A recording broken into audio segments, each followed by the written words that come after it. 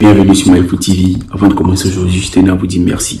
Merci pour les vues, on atteint le millier de vues sur la chaîne, ça fait énormément plaisir. Pour vous peut-être c'est rien, mais pour nous ça représente beaucoup.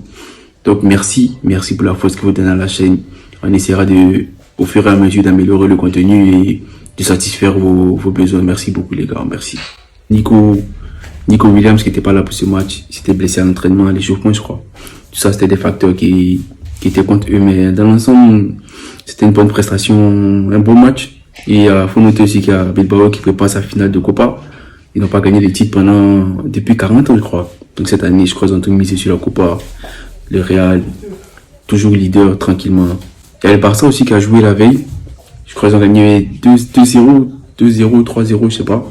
Mais bon match, Lewandowski, on voit qu'il est là dans les appels. Il sait de faire les efforts. Victor Roque qui a profité du match aussi. Lamine Yamal, Joao Félix, incroyable. Le Barça continue dessus, le Real. Il croit toujours en les chances de gagner le championnat. La Liga promet cette année et c'est très intense. Du côté de l'Angleterre, il y a Liverpool qui affrontait Brighton. Brighton a bien commencé le match. On pensait même qu'ils allaient gagner. Avec un Adingra incroyable. Je sais pas ce qui s'est passé après. Liverpool a poussé. C'est là où on voit la patte Klopp. Jamais s'est découragé, toujours jouer en transition rapide. Justesse incroyable. Permet à Liverpool de s'imposer avec le magnifique but. La spéciale de Salah qui permet à Liverpool de s'imposer face à Brighton. Et Liverpool reste premier du championnat parce que il y a le grand choc du week-end. Normalement, on attendait un match exceptionnel en Arsenal et City. Mais malheureusement, on a eu un match qui nous a laissé sur notre faim. Parce qu'il y a deux équipes il y a Arsenal qui refusait de jouer. Ça se comprend, hein. Il ne veut pas prendre des risques pour perdre le championnat. C'est ce qui s'est passé l'année dernière.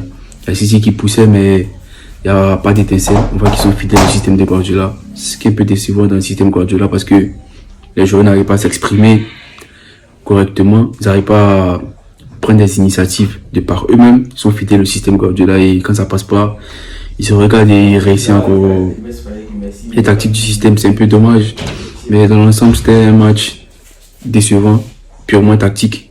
On espère que ce match pourra servir de leçon aux deux équipes, à City comme à Arsenal. Arsenal qui est sur son deuxième. Je crois qu'il va jouer contre Liverpool. S'il gagne le match contre Liverpool, il peut passer premier. Voilà, on attend la fin du championnat, ça promet.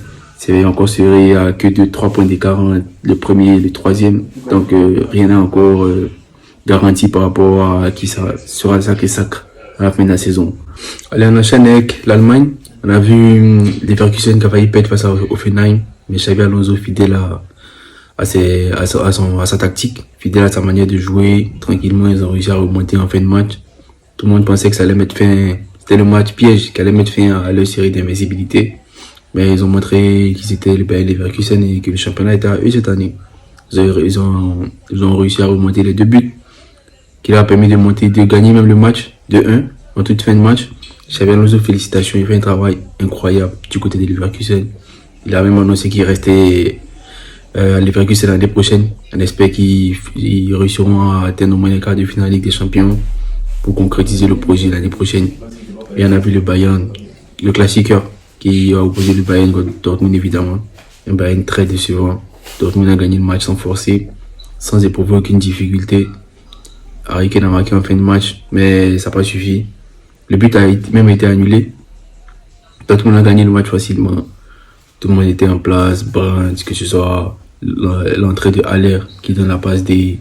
Non, l'avant-passe D. L'avant-dernière passe D. Voilà. Donc, Dortmund a gagné le match facilement. Le championnat est déjà plié. C'est pour le Leverkusen. Et concernant le niveau du Bayern cette année, c'est vraiment pathétique. C'est vraiment très décevant. Nagelsmann était là avant Tourelle.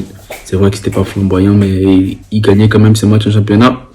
Ils pouvaient aller loin, ils étaient sereins, ils n'étaient pas sur des séries de défaites comme actuellement. Il y a Tourelle, je sais pas qu'est-ce qui marche pas. Tourelle, c'est un grand entraîneur, mais je crois qu'il a besoin de pause. Il a besoin de revoir ses choix, de revoir ses tactiques en tant qu'entraîneur, même parce que même du côté de Chelsea, vers la fin, c'était plus trop ça. Donc voilà. En championnat, c'est que Leverkusen a déjà gagné. Et félicitations à Xabi Alonso pour ce qu'il propose en Allemagne.